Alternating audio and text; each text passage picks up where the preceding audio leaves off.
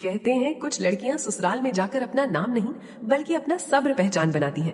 ये कहानी है सारा की, जिसने जुल्म पर शोर नहीं मचाया, तानों का जवाब खामोशी से दिया और जिसके सब्र ने लालची ससुराल के गुरूर को तोड़ कर रख दिया। सारा एक निहायत सादा और शरीफ घराने में पली बढ़ी थी। उसके वालिद अब्दुल रऊफ साहब एक मामूली सरकारी मुलाजिम थे, तनख्वाह कम मगर रिस्क हलाल।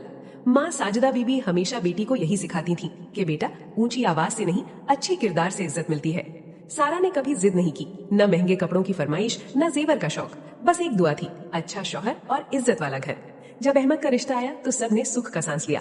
अहमद बाइखलाक, नमाज का पाबंद, मेहनती और नरम दिल था।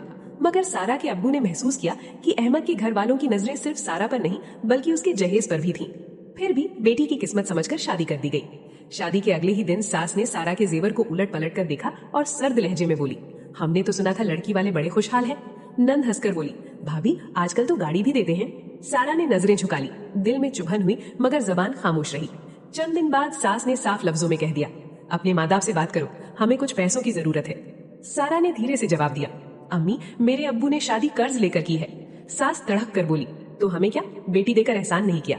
वो रात सारा ने तकिए में मुंह छुपाकर रोते हुए गुजारी। अहमद सब देख रहा था मगर माँ बाप की सख्त तबीयत के आगे खामोश था। अक्सर कहता, सारा तुम सब्र करो, मैं हालात बदल दूंगा। सारा मुस्कुरा देती मगर दिल अंदर से टूट चुका था। सारा सुबह फजर से पहले उठती, नाश्ता बनाती, कपड़े धोती, पूरा घर संभालती। नंद कहती, ये तो बस काम के लिए आई है। सास कहती, हमने तो बड़ी बहू समझी थी। सारा हर बात पर बस इतना कहती, जी अम्मी। एक दिन सास ने अहमद के सामने कह दिया, अगर इसके घर से कुछ न आया तो इसे वापस भेज दो। ये सुनकर अहमद का सब्र टूट गया। पहली बार वो बोला, अम्मी ये मेरी बीवी है, कोई सौदा नहीं। घर में खामोशी छा गई। कुछ ही दिन बाद अहमद की नौकरी चली गई। वही ससुराल जो पैसे पर फख्र करता था अब परेशान हो गया। सास ने तंज किया, अब क्या करेगा हमारा बेटा। मगर सारा अहमद के पास आकर बोली, रिस्क अल्लाह देता है, हम मिलकर मेहनत करेंगे। सारा ने खामोशी से अपने जेवर बेच दिए और अहमद के हाथ पर रख दिए, ये लो कोई काम शुरू कर लो। अहमद रो पड़ा। अहमद ने छोटा सा कारोबार शुरू किया। मुश्किलें आई मगर हिम्मत न हारी। महीनों बाद कारोबार चल पड़ा, आमदनी बढ़ने लगी। वही ससुराल जो ताने देता था अब तारीफें करने लगा।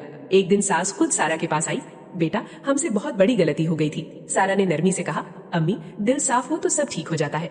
ये कहानी हमें सिखाती है कि लालच रिश्तों को बर्बाद करता है, सब्र इंसान को बुलंद करता है, अच्छा शौहर औरत की ढाल होता है और अल्लाह सब्र करने वालों को कभी खाली हाथ नहीं लौटाता।